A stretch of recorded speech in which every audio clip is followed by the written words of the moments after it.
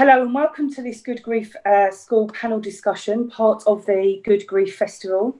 This session is going to be exploring grief in the traumatic loss and the traumatic bereavement context. So we know that it's such a painful process to go through for people who've experienced this type of loss, and it can be often very difficult to talk about because it's associated with horrific, traumatic and very sudden situations. So it's great that we've got this really good opportunity to be able to explore and discuss it.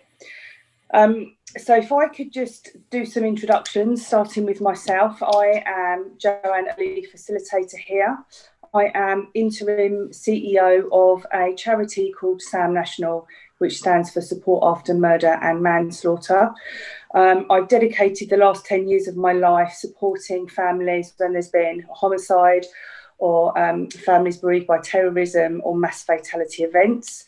I have lived experience of traumatic grief myself when my very young son was murdered in 2008, and he left his twin sister behind, who is now 12.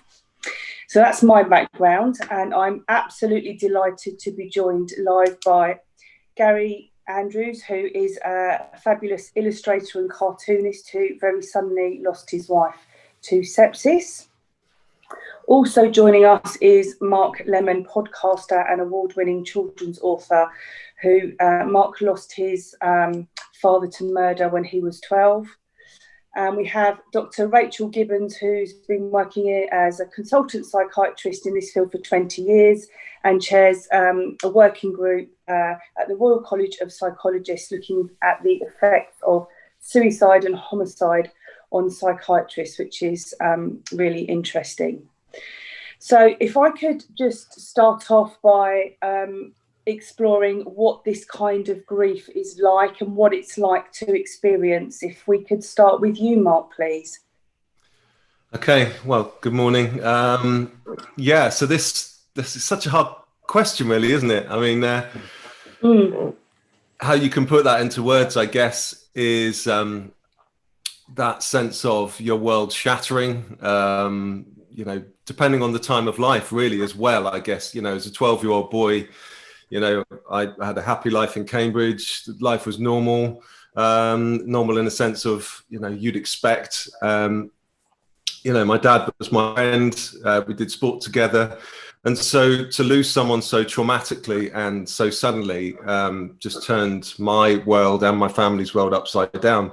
And so it's a sudden feeling of pain. It's you can't make sense of it. I think that's the thing with trauma. You struggle to comprehend how 1 minute your father's there, the next minute he's gone, and also in the manner that he died. You know, you can't really comprehend that either in terms of how someone could be taken away in that way. And so, yeah, I guess pain, disbelief, all of the cliche sort of words that do tend to pop up when someone's grieving, but.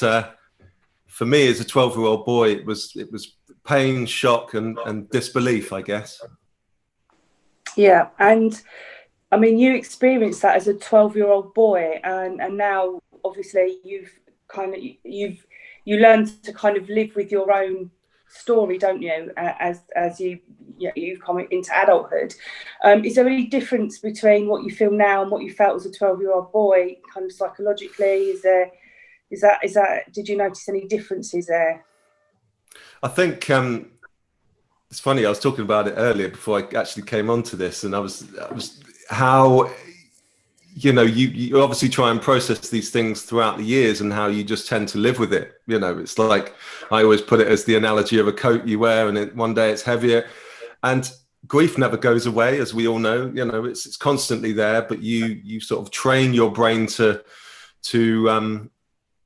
sort of live with it, really. And so for me, you just sort of discover little coping mechanisms along the way to be able to express your feelings and how you're feeling. And obviously back then as a 12-year-old boy, I had no idea how to express these feelings. And I never really felt that sense of loss before.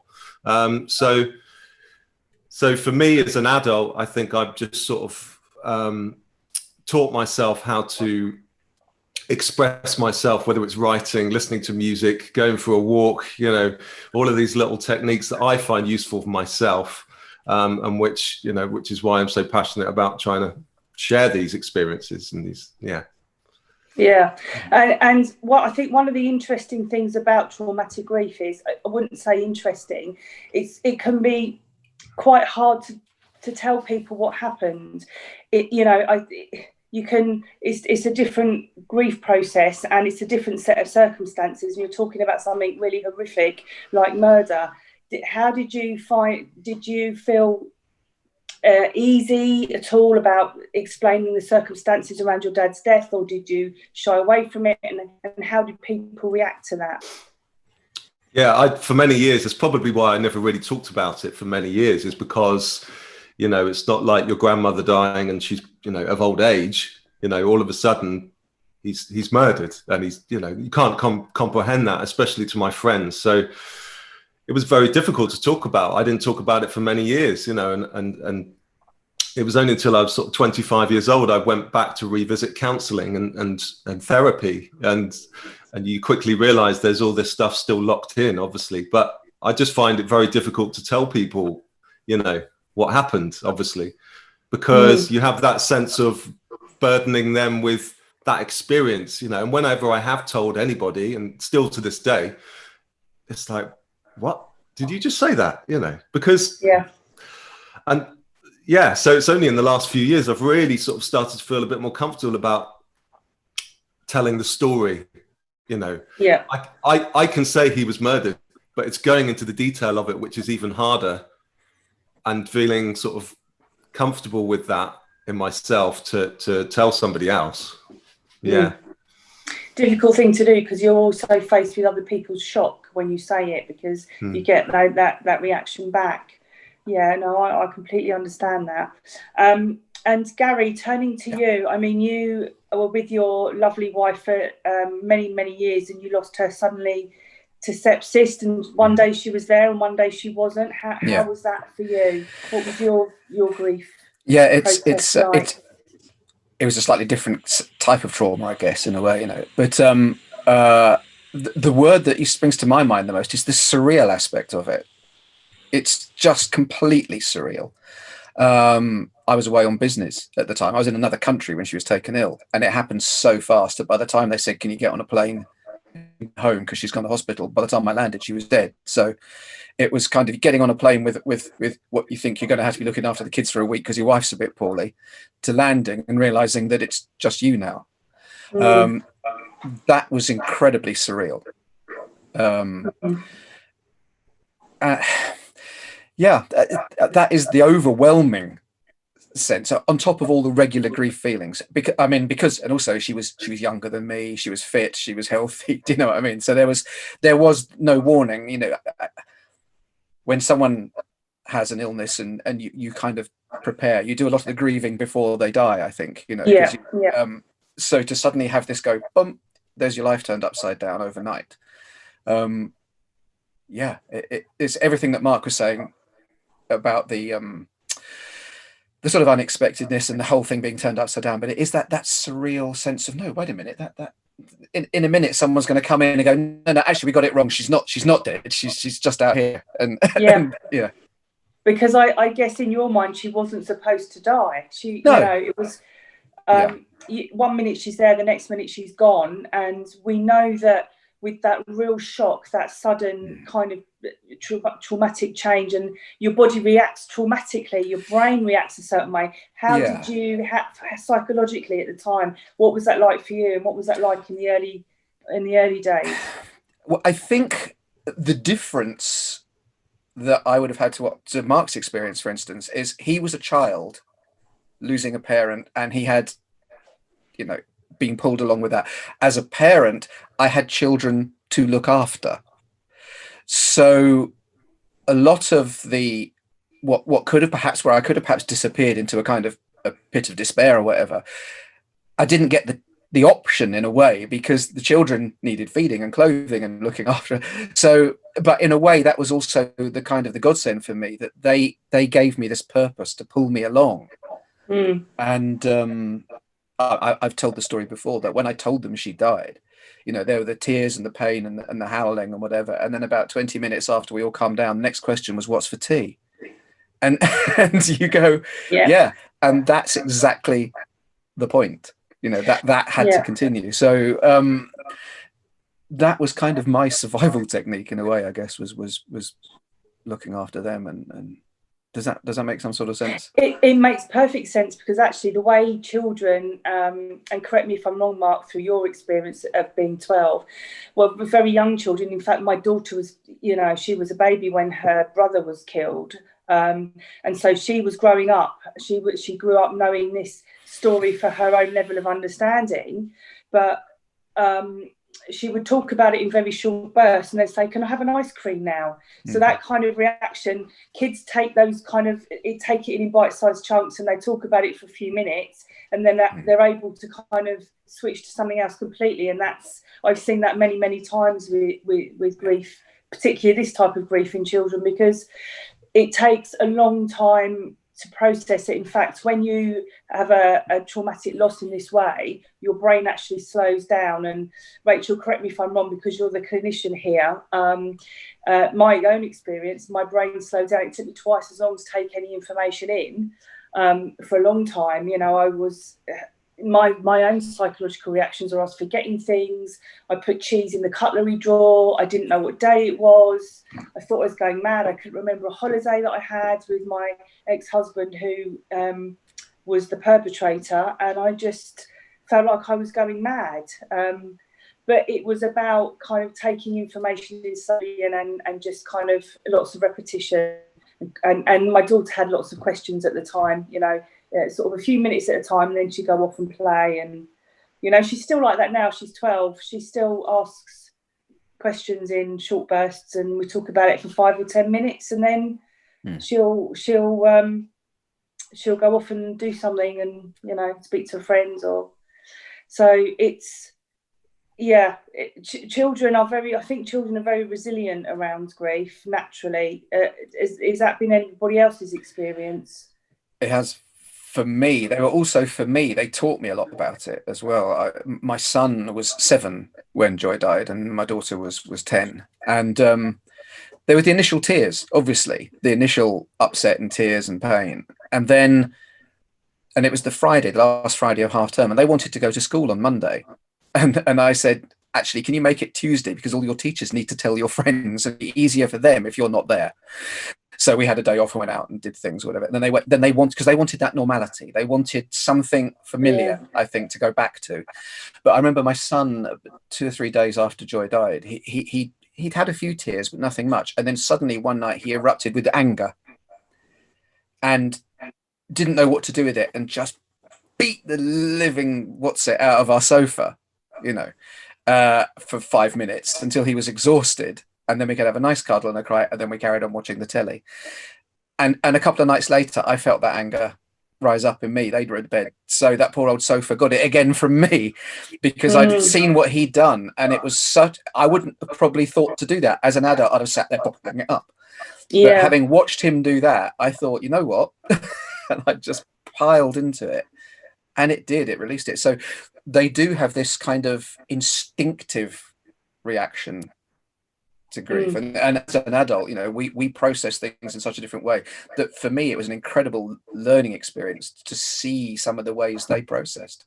That's really interesting and really helpful. I mean, anger is one of those emotions that come with this territory, and it can be overwhelming, and no one likes to feel angry. It's a horrible emotion, but I guess it's about dealing with it. And I still get angry now, 12 years down the line, and I recognise what it is, and I'm able to kind of have a word with myself about it and say, right, it's okay to be angry. Yeah.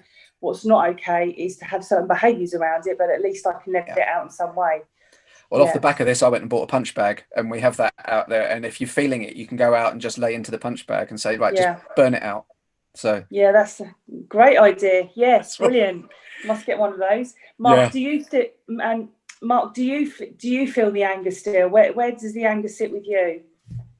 Yeah, it's funny how I do feel the waves of anger sometimes, but I was just thinking while you were both talking about the 12-year-old boy and being a teenager, and I just started secondary school, and that it kind of took me about a year until I really felt that frustration and anger. And it felt like I'd quickly tried to let go of the anger towards the guy that did it.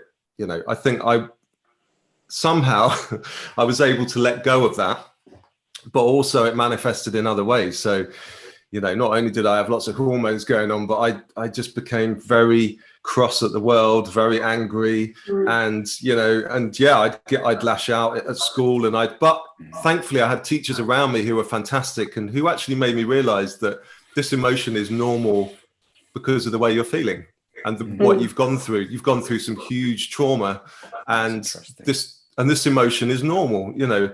And so, and I've talked about it before in terms of teenagers and young people, and, you know, I think feeling angry is a natural emotion, whereas sometimes I think adults think that it's a negative emotion, and it's something that that maybe, you know, young people and children shouldn't be using as a tool of expressing themselves. But, you know, like Gary said, he went and bought a punch bag, you know, and and I bet after that he just feel this release, you know. Yeah. And for me, it might be going for a run, or just doing exercise is really helpful for me if I am feeling. And my wife's great with sort of making me recognize that today I could tell your mood is a little bit, go and do this, you know, go and get out and get. So, you know, I'm very fortunate to have someone around me who recognizes that and says, look, just go and get out of the house. Like, but I think it's a natural emotion. Sorry. Yeah. Rachel, yes. Yes, I was wondering whether I should come in a bit with what I'm holding, I think, which is more to the side. So it's a sort of, which presents a sort of, I think there's a need for, in this discussion, that being part of this. You know, I have my own experiences in my first 3 weeks of being a consultant psychiatrist. I had 2 patients who died by suicide on the ward. And when you were talking about what is this grief like, and I was thinking about it from my perspective. At that time, it was like some part of me was murdered in that experience. Whatever it was I thought life was about, or what I could contribute, or, you know, how life was, there's something about the intense shock of coming up against suicide, which made me think that is I've got it all wrong here.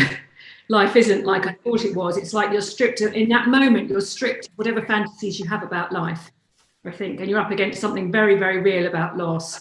And I was for the experience. So I had this experience when I was older, and it was like being in a tsunami, being underwater.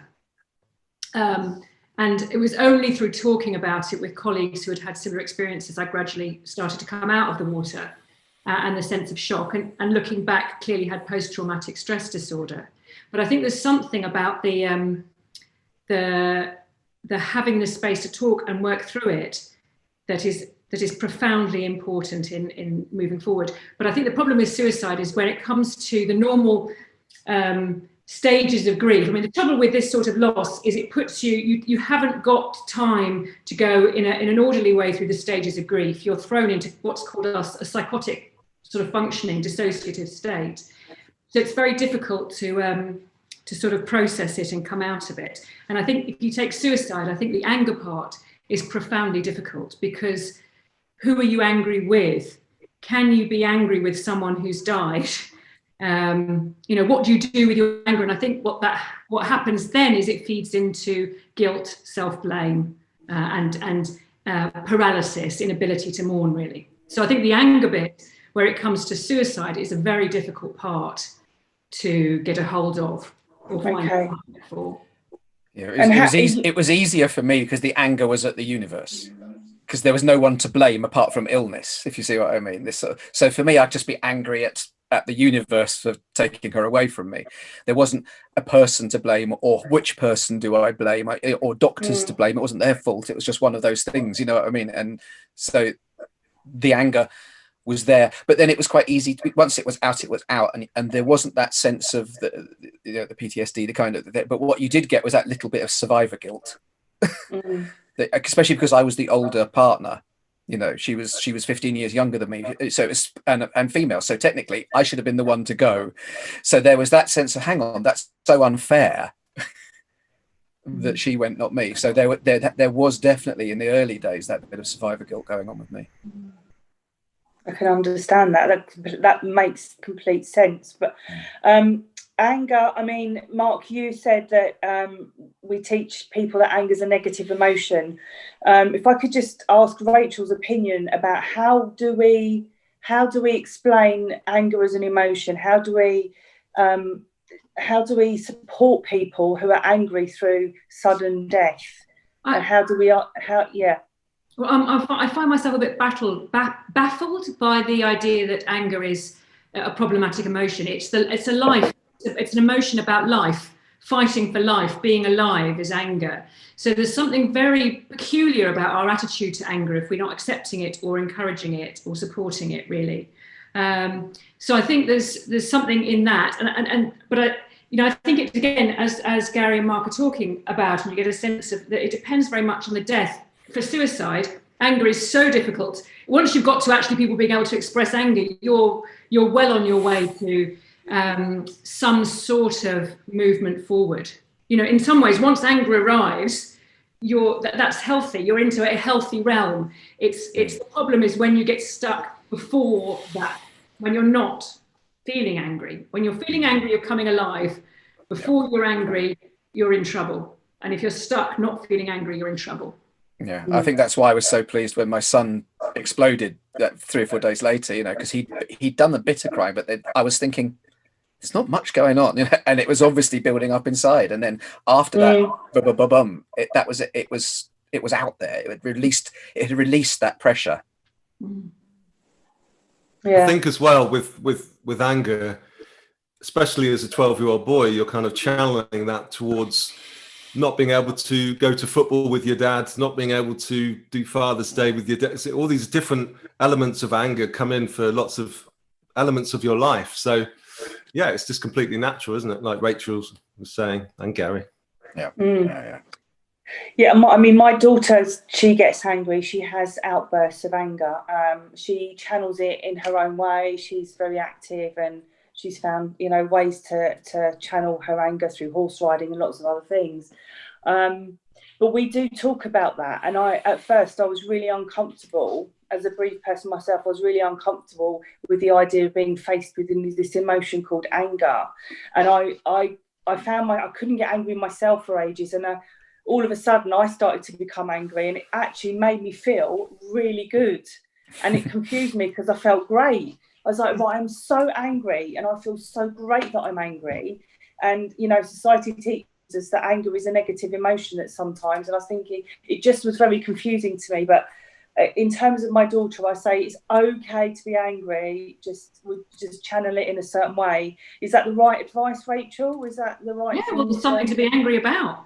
I mean, it doesn't help if we try and tell people there's nothing to be angry about, because there's something to be really angry about. Mm-hmm. It's a peculiar thing, isn't it?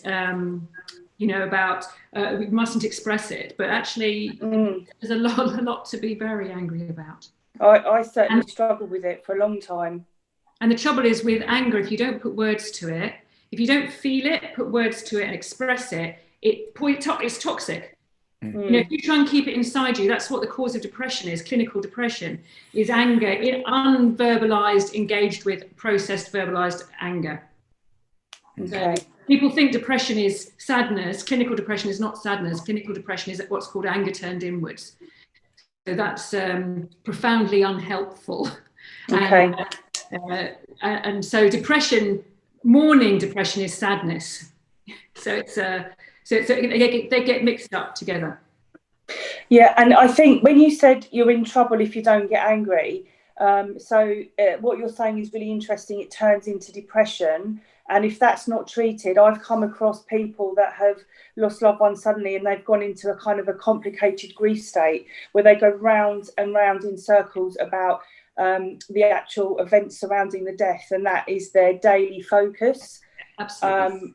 So what's your experience of that? Because I find those people quite hard to support. That's exactly the experience. So what happens, I don't know whether the stages of grief, the Kubler-Ross stages of grief, it starts off with actually denial, which is a sort of psychotic state. You actually go into a transient psychotic state when you've lost in a sudden loss event.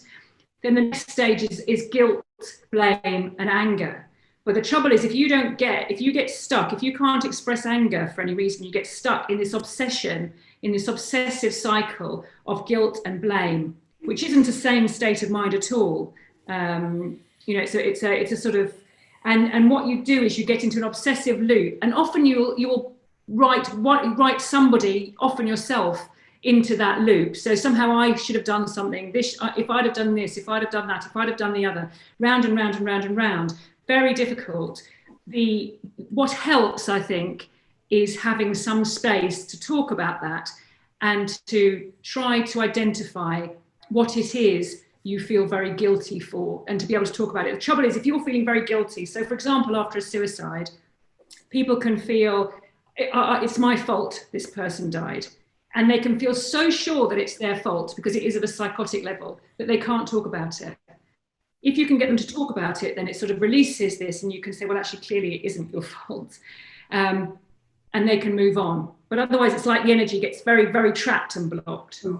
Yeah, I've definitely seen that a lot over the years. And I really feel for people who are stuck. So what they call it, complicated grief when they're stuck. But yeah, that's really interesting. And what I find really interesting about your experience, Rachel, is that you're on this working group which looks at the effects on psychiatrists of suicide and homicide. So would that be along the lines of vicarious trauma or secondary trauma, or we're talking about the effects of dealing with patients who have committed suicide? It's direct trauma. It's the direct trauma. If you're working in, I mean, it's not, a lot of doctors have it, and general practitioners as well, but if you're working closely with a patient who either takes someone else's life by homicide or dies by suicide, it can have a very powerful and shocking effect on you, because you feel your job was to stop that. You know, you have a picture of what should have happened. You have some picture that if I did my job well, why would they have done this? It makes no sense at all. So you feel very implicated in both murder and suicide, and I think it's that sort of sense of being implicated in these deaths that can be very painful. Yeah, you can actually be held responsible in public arenas as well, and by you can be held responsible. So it's very, very complicated. You can be identified as someone who has caused this. So it's very difficult. Okay. Yeah, it's really, really interesting. I've dealt over the years with teams who've worked with those, survivors and bereaved families, and who've had vicarious trauma, so the secondary trauma as well, and they've taken that on themselves. And I think this is really complicated area because as a bereaved person, you do, as Mark said, you feel a sense of responsibility about when you tell someone your story, and you kind of feel like you're responsible for their reactions, or you think, oh God, I hope I haven't upset them. And it can be really difficult. So sometimes, I mean, I found myself over the years not saying anything. If, one of the questions I get asked is, how many children have you got? And I've got 2 children, one is dead and one is alive. But for some reason, I always find it difficult to say that, because I want to sometimes avoid getting into a conversation about, well, where's the other child? What happened there? And a lot of that is about not upsetting the other person. But actually, that's my grief, that's my experience, that's my reality. I've had to deal with that over the last 12 years. And actually, part of me thinks it's such a taboo subject to talk about traumatic loss in this way, that you end up bottling it up because you don't want to burden other people with it. But I think that is the elephant in the room, that maybe we should come out more and speak about it, and other people feel absolutely fine about talking about it. So I don't know what everybody else's views on that is. I totally agree. I think the over sense of responsibility that you're feeling is a result of the grief. It's part of the mourning process, and again, you can get stuck with that. It's not your responsibility. It's not your responsibility to hold that. Yeah, but you feel that. I don't know if Gary or Mark, do you feel that in some way? No. Yeah, I think in some respects over the years I did. Not so much now. I think because I've shared my story so publicly now over the last 4 years, it's helped me a lot, actually, in quite a, in a selfish way, because it's enabled me just to open up about it. And, not only do a lot of people know, obviously, about my story, but it's kind of just made me realize that you can tell your story and walk away from that person and realize that, if anything, it makes me feel better. I don't know. It's quite, good, it's quite a cathartic thing, because you're, like Rachel said, you're letting go of those emotions that you've got trapped inside of you. And it's quite interesting, actually, which is kind of related, but not. My wife always says, sometimes I think you struggle to breathe. And I think it's my grief inside of me, just sort of, there's something inside that kind of, in terms of my nervous system, which is there. And I swear, even like today and talking to you guys, I get that kind of like, because you're just talking about it. You're talking about something that is a big part of you. It's a big part of your life, and it's just like a release. And so I've come to the point where I don't really care what other people think, but it took me a while to get there. Yeah. That's good. I suppose that with me, because I was already doing these drawings every day as part of like a sort of diary that I was keeping. And then when Joy died, I kept doing the drawing, which was my own sort of self-counseling. I was analyzing my day, drawing my feelings, putting them down and putting them down for me and putting them down for my friends to see. And then they became very public, took off. And so right from the start, my whole story, my whole grieving has been quite public, I guess. But I found it incredibly helpful. And also, talking to my friends as well, they sometimes when they would find it hard to speak to me, and I could say to them, no, just say it, because the worst has already happened. We can talk about it, and that's going to help us all. And the other thing that I say to people as well is, don't forget that other people have lost the person who's gone as well. It's not just us that have lost them. And I could sense sometimes that my friends wanted to talk about it, but were worried to talk about it to me in case it would hurt me, and I'd say, no, for God's sake, let's talk, because talking about the loss and the person, it's their memory, isn't it? You're still talking about that person. You're keeping that memory alive. You're celebrating their life or whatever. And, and 9 times out of 10, the conversations we have when it goes into this become wonderful memories about great stuff that happened. Even if it starts off with the sad, difficult part, you very quickly find yourselves leading back onto the good stuff. And that's incredibly helpful as well. And when people come up to me and say, I'm so sorry, there are no words, you go, well, actually, there's quite a lot of words. Shall we start? And people get taken by surprise by that one a bit. But Gary, your illustrations for me, they were very moving for me.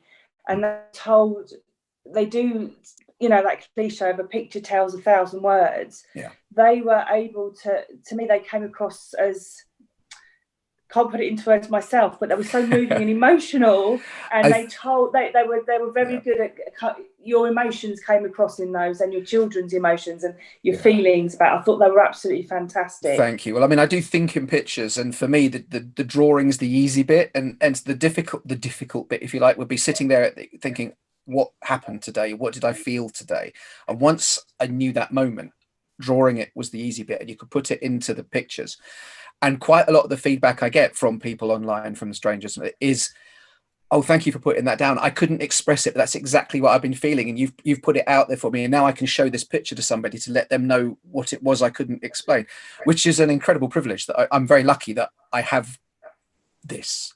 But it's been incredibly lucky for me. I didn't take any counselling. I was offered, but I didn't, because I was kind of doing it myself through the drawing.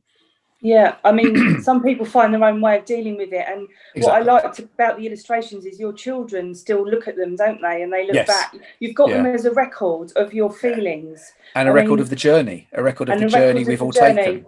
Yeah, definitely. And that's really important. I kept a diary for 2 years, and sometimes I can't read it, and sometimes I go back to it, and I think it's important, if you can, to have some sort of record. And my daughter will be able to read it at some point. So what I think we've all said at some point or another in this conversation, it's unhealthy to keep stuff in, and to get it out by talking, by writing, by drawing, whatever. It's healthy, because it's out. and you're not just bottling up all these emotions, or whatever the emotions, not just the anger or the guilt or the fear or the everything. They all build up until you become, and they've got to come out. So just writing them down. And people say to me, well, I can't draw. And I say, well, it doesn't matter if you just draw stickmen. No one has to see them. I'm lucky that, you know, my drawings are drawings and people see it. But draw them for yourself. Get it down. Get your little things down on paper. And I do it last thing at night. I always do it last thing at night, the drawing. And it's unpacking that day. And if you've had anything building up inside, as soon as it's down, I could sleep because I wasn't running it over in my head because I'd done it. And then you can wake up and tackle the next day. Yeah, that's so true. And you know, we all know that talking helps, but Rachel, what is it clinically about kind of repeating your story and getting it out there, and just what is that a certain process that you work through in your brain to make, you know, is there a clinical reason why that helps? Yes, I mean, I suppose I suppose it's what talking is all about in a way, or a very large part of talking is trying to put into words. It's quite a difficult thing to put into words, to recognise feelings, give them names and speak them. That's actually quite a complex thing. But there's actually, I think you could consider it a bit like energy, that feelings are like energy. And if you don't, and the way to release the energy is to find the right word, it can't be any word, the right word that fits this particular internal experience, and then say it. And actually that's a way of putting the energy. It's like a bit, as Gary's saying, it's a bit like creating a pot, you know, some sort of expression of something, and getting it from the inside into the outside. And in that process, it actually contains some of this internal energy. If you get too built up with internal energy, you get ill. It has nowhere to go, a bit like a pan with a pressure cooker lid. You know, I have patients who come to me, they're like pressure cookers, and you can see that I just keep on shouting at people or something, and it's like the sort of the steam comes out, but that's not really all the emotions, that's just the overflow. Once you can start, it's a bit like music, I think. Once you can start putting words to your internal experience, it becomes a much more creative, complex, nuanced experience. And if you haven't got words and you can't put it into words, or you can't put it into drawings or writing, then I think you're stuck with it. Yeah, I think there's some. Sorry, Gary, carry on. No, I was just going to say, no, I completely agree. And I said to some people who find difficult. I mean, I'm a great proponent in creativity as a sort of healing process in whatever form. And if you haven't got that, maybe there's something else. If you like running, like Mark was saying, you know, run it out. Do anything that you can do that expresses you in some kind of way is good. And the other thing I found with talking about it, and I'm sure you probably feel the same way about this one, Mark, is that the more times you say it and tell the story, the more you can come to terms with it. When you're first saying it for the first time, you can't quite believe you're saying those words. The more times you say it, you go, okay, this helps me come to terms with the fact it happened, till it becomes easy. And even now, I'm 3 years on, and people say to me, oh, it must be so difficult to talk about. I say, well, I've talked about it quite a lot now, so it isn't difficult to talk about anymore, which in a way is also a kind of healing as well, having to repeat the story. I'm completely with you. Even this morning, like I said earlier, I did an interview telling my story again, and she was like you said, Gary, oh, sorry to put you in this position. I'm like, I'm okay with this now. You know, I'm all right to tell my story.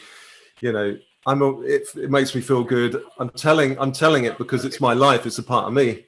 And, you know, I wouldn't be talking to you otherwise, because like Rachel was saying, you know, the whole pressure cooker thing with young people, it's like, if they're not talking about their feelings, if they're not opening up, we're going to have a nation full of mental health, you know, children that are going to be adults that are going to be walking the streets struggling, all these locked emotions. And, you know, and I see grief a bit like, say, obesity. You know, if we're not dealing with this issue at an early age, if we're not teaching children that creativity, like Gary said, is a fantastic tool for giving children the space to open up about their feelings, you know, we're going to have a lot of children out there walking the streets with problems in their head, you know, and so that's, you know, that's why I keep banging on about it, is because it's because, you know, like myself, like Gary, you know, the creativity, that's why I wrote The Magical Wood, is because I wanted to give children that space to remember and let them know it's okay. Like, you know, so yeah. Yeah. Can I just come back with one other bit about the science I was thinking that I left out, which is there's a lot of research now in trauma, And that when you have a traumatic event, it gets stored in your body, so The Body Holds the Score is a very well-known book now. And without words, it gets stored in the side of your brain that is more early and more primitive without words. And to get it stored in the other side of the brain, you have to put words to it. And once you can store it in the narrative part of your brain, it sort of leaves your body, if you like. It's stored in words in your mind. Rachel, would you describe that as would you put that to trauma therapy? So is that how trauma therapy works? So if it's moving from one part of the brain to the other and you're saying it out, you're talking about your experience out loud, and I suppose if you're hearing your own words, it kind of normalizes it if you do it quite a lot. So is that what happens in trauma therapy? It is in part. It's also creating a narrative. There's something about narratives that we need.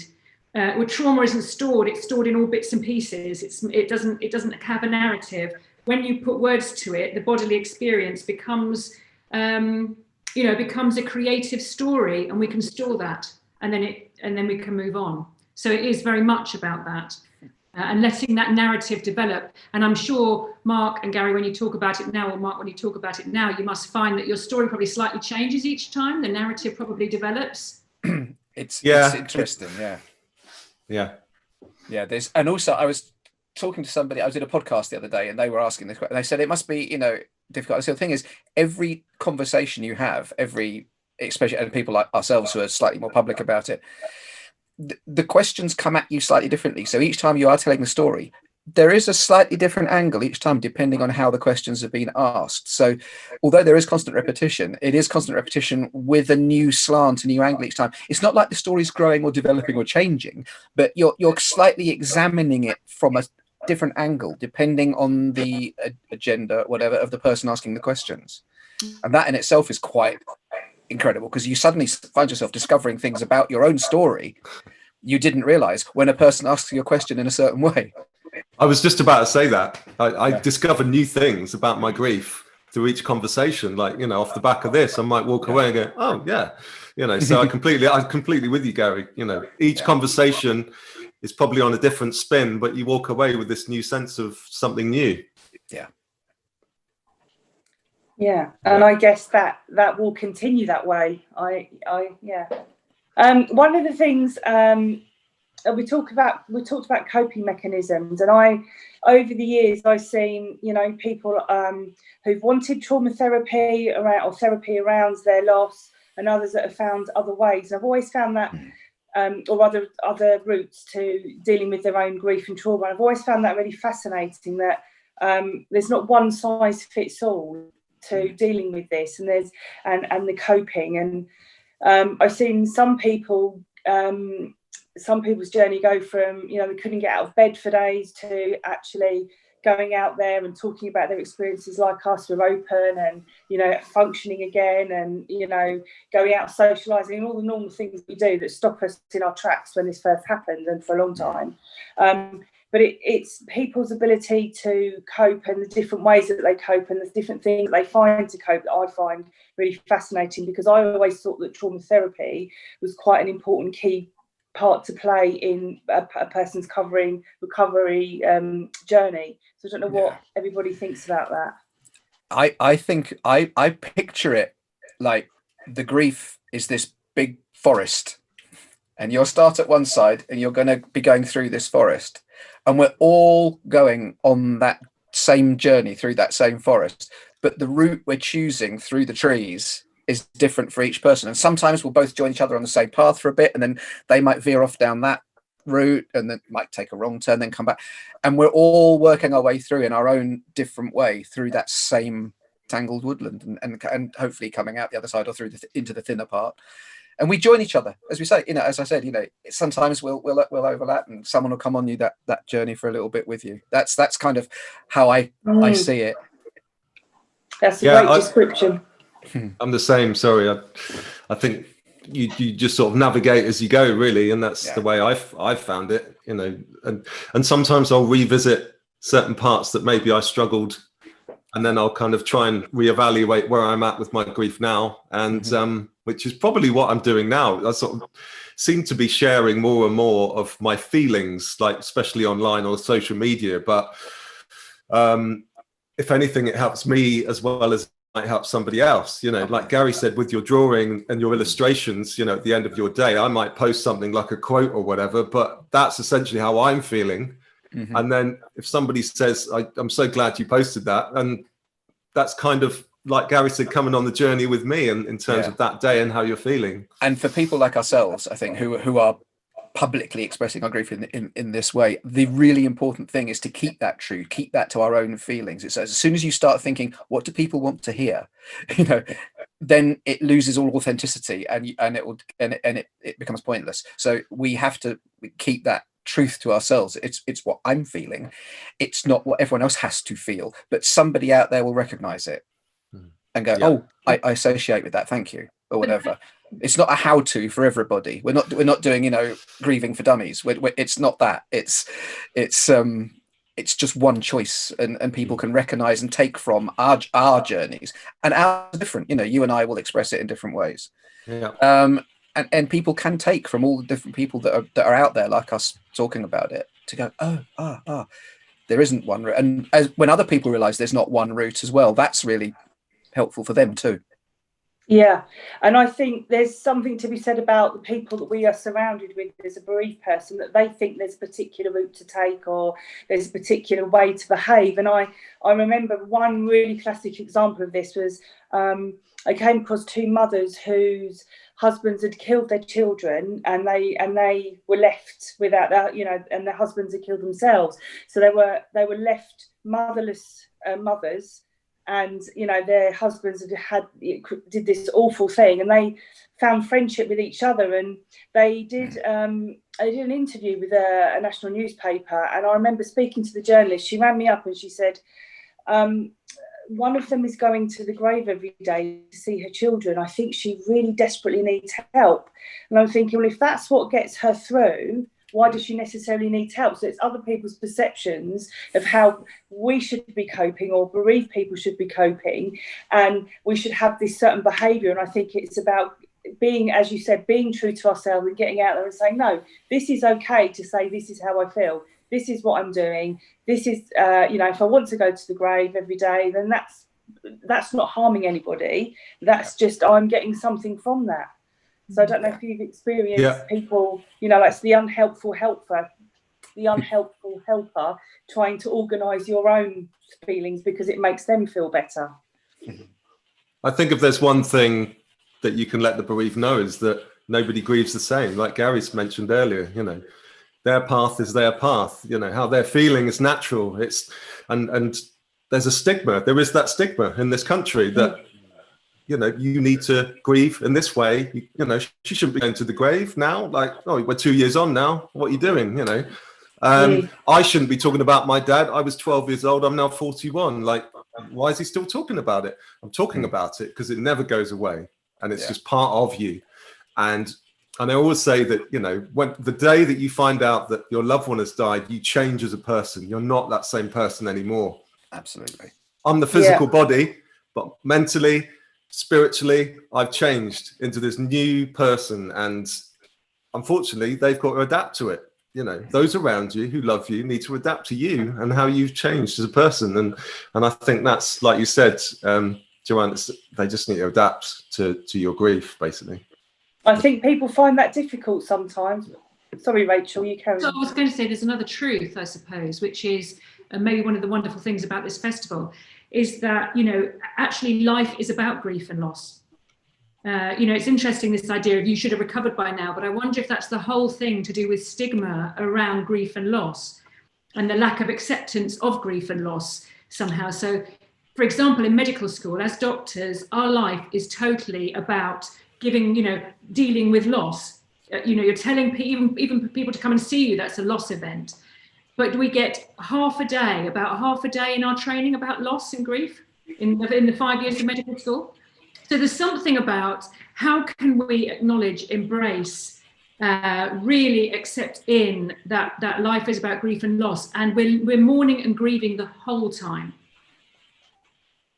Yeah, that's wow, to get half a day's training. on such a big important subject. I mean, that just tells me that maybe as a society we've still got quite a way to go before we dispel these myths and get rid of that stigma and say, look, this is part of life, you know, death and loss is part of life, and it's okay to have these feelings and, you know, deal with it a certain way. And one of the things that Sigmund Freud said, which was that your ego grows through loss. That if you can mourn and engage in the grieving and mourning process, you grow and develop as a person, which is what Mark was saying, and you increase in a more realistic picture of life. You become more resilient. I think the words now are used to post-traumatic growth. Yeah, the difference between being able to engage and process is growth, or being stuck and struggling. Yeah, I've heard that term before very recently, post-traumatic growth, and just wondered kind of how that actually works. So what you're saying is, if you're able to process your grief, you can grow as a different, you know, it's part of your normal, isn't it? You have this growth afterwards, and yeah, that is really interesting, because I have seen people go from strength to strength and, you know, thrive again, going from, I don't know how I'm going to live again, I don't know how I'm going to survive, how I'm going to function, I don't want to because I feel guilty, and all the emotions that come with it, to, you know, actually coming out of, not, I wouldn't say the other side, because it stays with you forever, and, you know, it's there every day, but it's something about it changes people in a, I'm going to say, a positive way as well. There are some positives that come out of that, and I would put that under post-traumatic growth. I don't know if you agree. Would you? Is that? Am I on the right path there? Yeah, I mean, I think the fact that we're all here talking about this, we're all engaged in post-traumatic growth. You know, this is a creative process, and that mourning can be a very creative process. And I do a lot of work with families who've lost their family members to suicide. And they're very much involved in the suicide bereavement movement. And you can see the amount of creative energy that they have for this development of post-suicide bereavement services. You know, there's a huge amount of creativity. If you can actually engage in mourning, there's a huge amount of creativity and positivity that can come out of it. That's great. That was part of the reason why I wanted to do my own podcast and call it Grief is My Superpower. It's because, you know, because of that reason, you know, and yeah, giving people obviously a space to be able to listen to others talking about their experiences with grief, but also letting them know that there is hope eventually, you know, and so that's quite interesting. We just talked about I loved it. I did see that, Mark, and you said grief, you described it as grief is your superpower. I thought that was absolutely brilliant. But what do you mean by that? If you could just talk about that a little bit, because I'm fascinated that you called it a superpower. Yeah, so I guess a little bit as to what we just talked about was, you know, I've gone through this traumatic, life-changing experience, but somewhere along the way, I've found the strength. It's turned me into this person. I've been able to harness it, probably for the love of my dad and, you know, for my mum and for me to go on and just try and achieve something with my life where, you know, I think a lot of my friends from back then have said, I can't believe you've gone on to do what you're doing now. I can't believe I can't believe this life-changing experience, how you didn't go down a different path and all this stuff. But that's why I call it my superpowers, because I now try and harness it and feel my dad, you know, and all that stuff to go on and just sort of talk about it to try and help other people. And I believe that, you know, there are lots of people out there. Gary's an example. You're an example, Joanne. How we have used it to move into a field or do something where we're not only talking about our truth, but we're using it to try and normalize and help other people. And that is a superpower. And so when I get my guests on to talk about, you know, what they're doing in their own careers, it's to try and tap into that as well, to let people know, the listeners, that it's okay to feel how you're feeling, but it's also okay to go on and succeed in whatever you want to succeed in. And so I think that's why I called it Grief is My Superpower. That's great. I really like that description. Yeah, it's really good. Okay, I think we're coming to the end of the session now. Is there any, I think we've got a couple of minutes left if anybody wants to discuss anything else around this or make any points? I think we've covered it pretty well, actually. I think we have. And well, thank you all for coming along and fascinating contributions and fascinating discussions. And I hope this is helpful for others that actually listen to this session in the future. So yes, thank you very much to everybody, and I wish you all the best. Thank you. Thank you.